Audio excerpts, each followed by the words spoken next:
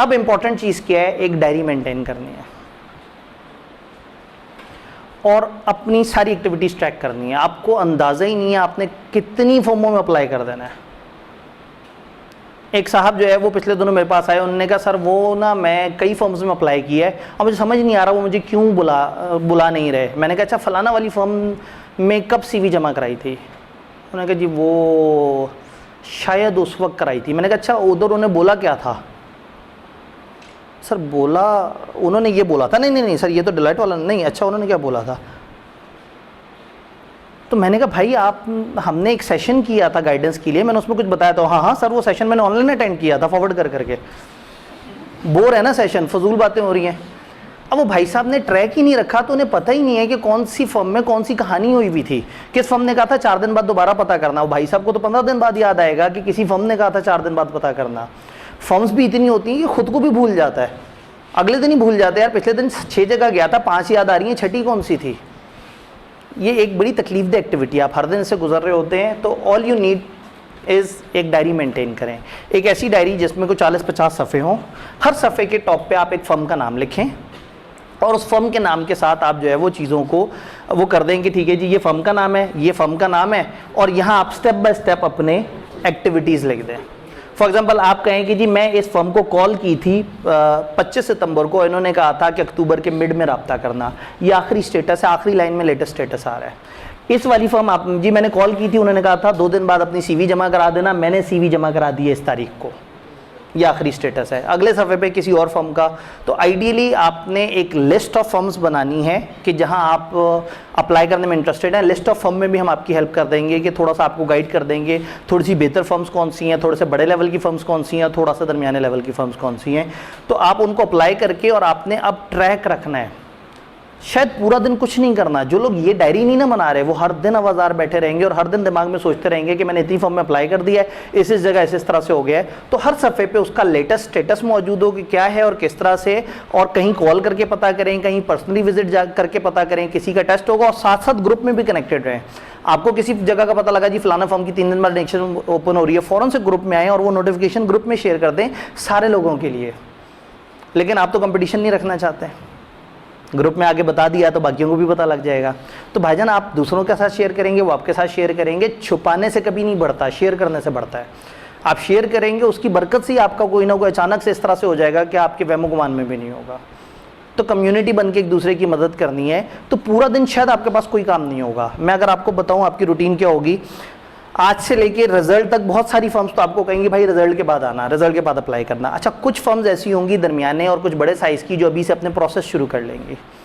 कोई CV लेना शुरू कर देगा, किसी का अचानक से आएगा कि जी 3 दिन बाद उसका वो एप्लीकेशन फॉर्म वगैरह आया हुआ है और उसको ऑनलाइन जाके भरना है, किसी जगह कोई टेस्ट वगैरह होना शुरू हो जाएगा। लेकिन शायद ये सारे इंस्टांसेस होंगे 10 से 12 आउट ऑफ 800 फर्म्स। लेकिन ये 10 से 12 इग्नोर करने वाली फर्म्स नहीं है, ये तगड़ी फर्म्स हैं, अच्छी फर्म्स हैं जो पहले से प्रोसेस शुरू कर देती। तो you need to be alert कि क्या चल रहा है। लेकिन उसका ये मतलब नहीं कि you need to be in Lahore. आप पहले झटके में ये सारी एक्टिविटी करें। एक दफ़ा हम आपको जो लिस्ट देंगे हम कहेंगे कि जी हमारी तरफ से हम ना 19 रिकमेंडेड फर्म्स बताते हैं जो अच्छे बड़े साइज़ की फर्म्स हैं। अगर उसमें नहीं हो पा रहा तो हम लाहौर की कोई 45 के करीब QCR रेटेड फर्म्स मजीद आपको बताते हैं कि अच्छा ऊपर वाली में नहीं हो रहा, चले आप कम से कम इसमें अप्लाई करें। अदर दिन QCR जो है वो फिर बहुत ज़्यादा अच्छा एक्सपोजर नहीं होता, शदीद मजबूरी हो तो आप उस तरफ भी जा सकते हैं। लेकिन आई बिलीव कि ये 45 प्लस वो 19 में सारे लोग इस कमरे में जितने मौजूद हैं वो सारे एकोमोडेट हो जाएंगे, अगर वो एकोमोडेट होना चाह रहे होंगे। आपने अक्सर सुना होगा बच्चों को फर्म नहीं मिलती। मैंने अभी कितनी फर्म्स बोली? 800। ये कैफ में बच्चे कितने क्वालिफाई कर जाते हैं? 25,000, 20,000, 5,000, 2,000, 2,500, कितने? हाईएस्ट आज तक 1,500, 1,600 तक गई है बात। तो मैं अगर हाईएस्ट भी लगा लूँ ना 1,600, तो पर फर्म 2 बच्चे। और ये माड़ी से माड़ी फर्म भी हो ना, 2 बच्चे कुछ भी नहीं होते।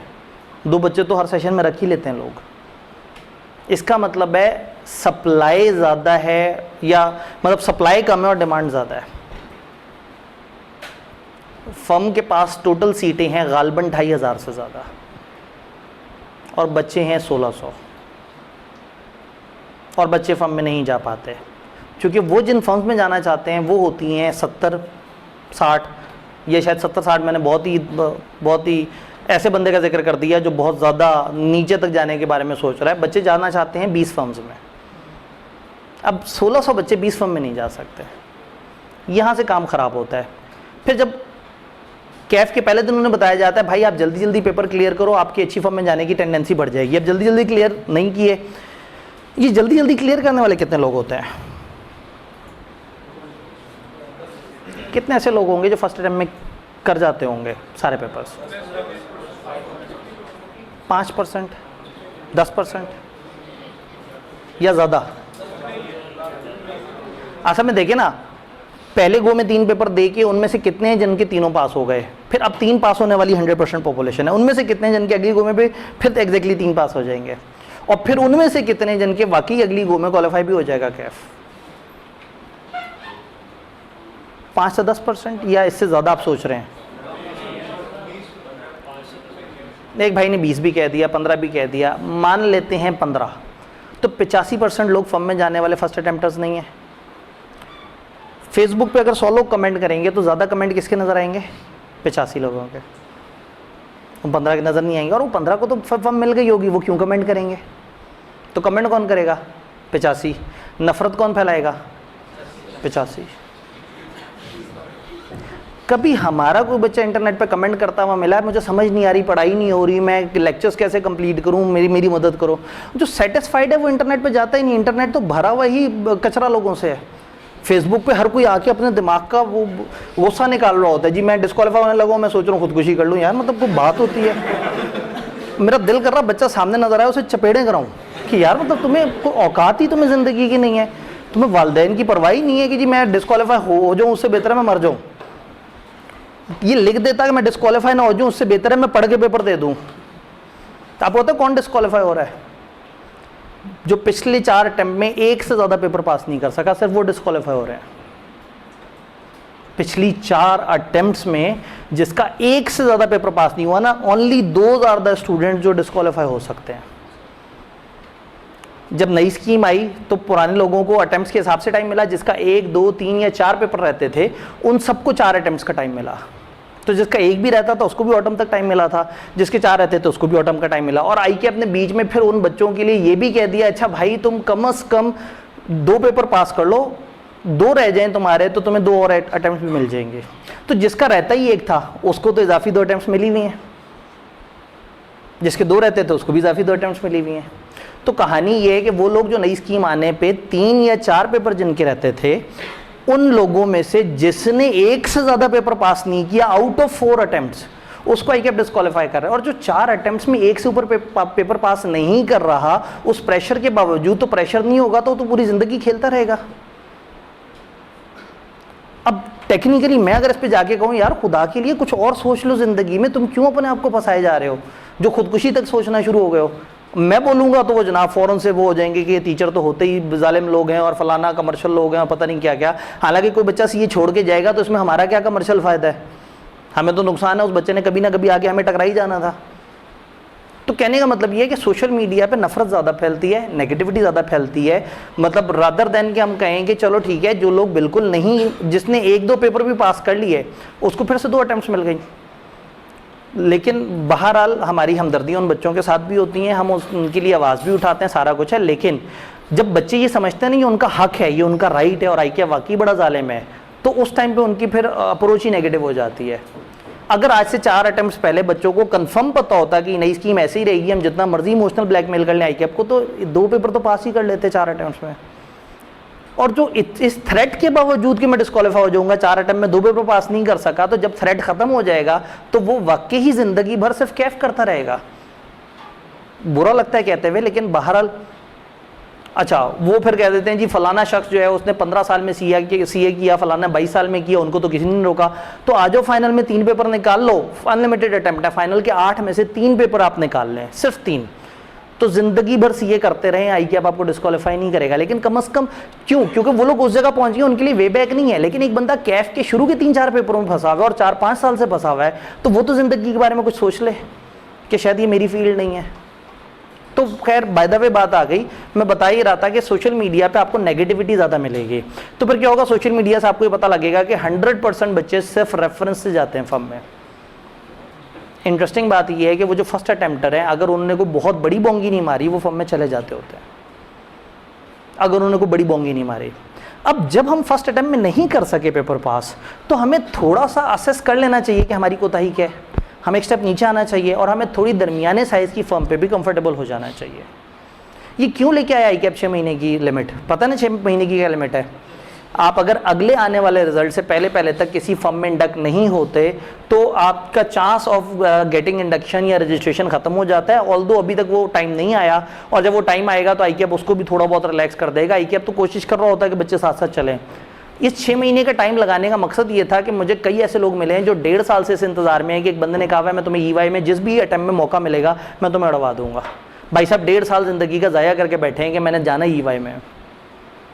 ओ भाई तुम 1.5 साल में कुछ और कर लो, तुम जल्दी से एक छोटी फर्म से आर्टिकल्स करके जो 1.5 साल ज़ाया हुए हैं, 2 साल मजीद होने पे तुम्हारे आर्टिकल्स पूरे हुए होते, पेपर क्वालिफाई किया होता, जाके EY से कहते हैं मैं चार्टर्ड अकाउंटेंट हूँ, 35,000 में नौकरी करूँगा, मुझे सुपरवाइजर रख लेते। वो चार्टर्ड अकाउंटेंट को और क्या चाहिए, सस्ता कॉम्पिटेंट एम्प्लॉय। 6 महीने में उसके पास EY का एक्सपीरियंस भी होता, उसकी CV पे EY सीनियर पोजीशन पे लिखा हुआ होता, ना कि ट्रेनिंग के तौर पे। ख़त्म हो गया फ़र्क छोटी बड़ी फर्म का। और 1.5 साल इंतज़ार करता रहा कि मैं सिफारिश से किसी तरह से EY में अड़ जाऊँ। ये अप्रोच समझनी बड़ी ज़रूरी है और आज समझनी बड़ी ज़रूरी है, नहीं तो 3 महीने बाद आप भी उन लोगों की लिस्ट में होंगे जो फेसबुक पे जाके लिख रहे होंगे कि फर्म शम कोई नहीं मिलती, एवं ही मजाक ही है। अच्छा, जो लोग पीछे उधर हैं इस साइड पे भी गुंजाइश है। इसमें आज कौन सा ख़वातीन बैठी हुई हैं, तो आज तो हमारे पास अब तो कैंपस जो है वो ऑल आज़ाद कैंपस है। हाँ, आज़ाद कैंपस होना चाहिए इसका नाम। ठीक है, मैं नामों को लेके बड़ा परेशान हूँ कि इसको जो है ना बॉयज़ कैंपस कहें तो वो बड़ी डिस्क्रिमिनेशन है। आज़ाद कैंपस, ठीक है जी। और आज तो वो दूसरी अनाउंसमेंट भी होनी है, अब तो पेपर ख़त्म होने वाला दिन आ गया, तो ठीक है वो तो आज रात में होनी है ना, तो अब हम अभी उस पर क्यों बात करें। आपने क्या किया, आपने हर फर्म का नाम लिखा और हर फर्म की अपनी एक्टिविटी, यानी अभी हम जो लिस्ट आपसे शेयर करेंगे इंशाल्लाह ताला, यानी अगर मैं उस लिस्ट का जिक्र करूं जस्ट सिर्फ दिखाने के लिए कि वो लिस्ट कैसे है।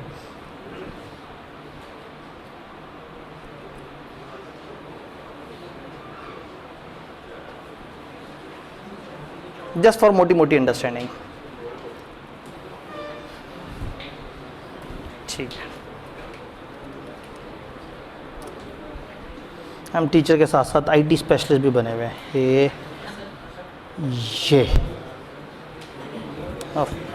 मैं जो है ना कभी कभी लुट मचा देता हूँ। इस वक्त मकसद ये लिस्ट पढ़वाना नहीं है, सिर्फ एक आइडिया देना है। मैंने अल्फ़ाबेटिकल सॉर्टिंग के साथ तकरीबन जो है ना ये 19 के करीब फर्म्स हैं लाहौर की। इन फर्म्स में आपकी बड़े दरमियाने साइज़ की तमाम जो रिकग्नाइज अच्छी फर्म्स हैं, जो on the basis of students की फीडबैक, अगेन सारे लोग नाम पढ़ने की कोशिश कर रहे हैं, आपको सॉफ्ट में ये सारी लिस्ट मिल जाएगी, तो आप तसल्ली से उसे देख लीजिएगा। सिर्फ बताना, इसका स्ट्रक्चर बताना मकसद है कि यहाँ एक सीरियल नंबर लिखा होगा, इसका ये मतलब नहीं ये नंबर 1 फर्म है, इसका मतलब ये अल्फ़ाबेटिकली, यानी कि ये B से शुरू हो रही है तो ये 2 पे आई है, और ये A से शुरू हो रही है तो 1 पे आ रही है। हमने इतनी एहतियात की है कि खामखा अगर हम रैंकिंग बना दें तो हमारे ऊपर लोगों ने कह देना है कि मेरी फर्म को ना तुमने 7वें नंबर पे दिखाया है, मेरी तो 6 नंबर की फर्म है। तो कोई कैटेगरी नहीं है दुनिया में, एक कैटेगरी होती है दुनिया में, वो बिग 4 और अदर फर्म्स होती है। पाकिस्तान में सिर्फ एक कैटेगरी है, QCR और नॉन QCR, उसके अलावा कोई कैटेगरी नहीं है। अब बेसिकली ये लिस्ट क्या कर रही है, इसमें एक कॉलम में फर्म का नाम, उसका कॉन्टैक्ट नंबर, उसका एड्रेस दिया हुआ है। कॉन्टैक्ट नंबर आप PDF में जब जूम करके देखेंगे तो कुछ ऐसे हैं जो बोल्ड हुए हुए होंगे। ये वो ये चल रहा है, ये नहीं चल रहा, ठीक है। ये वो कॉन्टैक्ट नंबर हैं जो बोल्ड हुए हुए हैं, जिन पे हमारे नुमाइंदों ने अभी पिछले 1-2 दिनों में कॉल करके और कंफर्म किया है कि ये नंबर वर्किंग है, और इस नंबर पे फर्म के फ्रंट ऑफिस से रब्ता होता है, जो रिसेप्शन वाला एरिया उससे रब्ता होता है। तो ये 19 फर्म्स का, वरना क्या होता है आपको फर्म के डाटा ढूंढने में टाइम लग जाता है, फिर यही नहीं पता लगता कि कौन सा इनमें से फ़ोन नंबर वर्किंग है कौन सा नहीं है।